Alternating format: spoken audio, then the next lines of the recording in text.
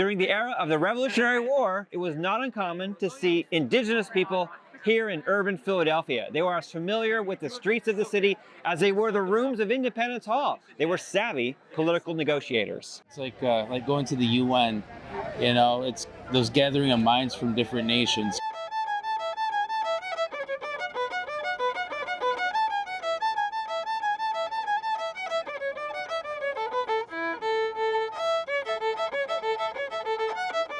The Revolutionary War is often called the War of Independence, which it was, but it was also very much a war about land. It was about colonists wanting to push west into Indian territory and the British wanting to restrict that. The American Revolution is just a continuation of every conflict that's been occurring on this continent, since the 1600s. And now by 1775, we're still in the same conflict of who's going to own land, who's going to make money.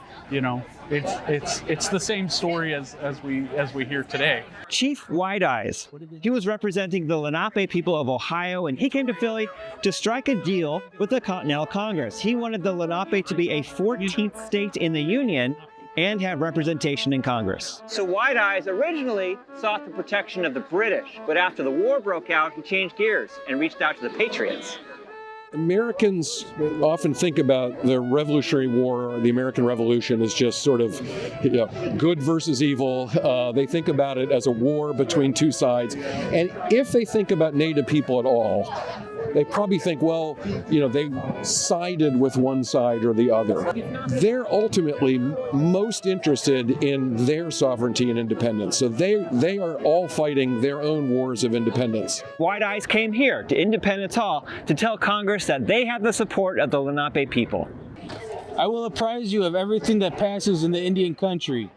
We much fear the Mingos, who do us and you some mischief.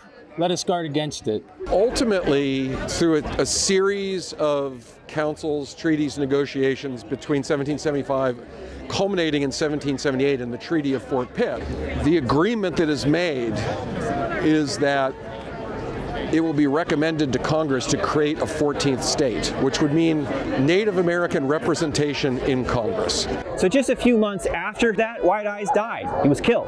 And that agreement with Congress never happened. The great tragedy for the Delaware people is that all of those groups, no matter which strategy they chose, kind of ended up the same.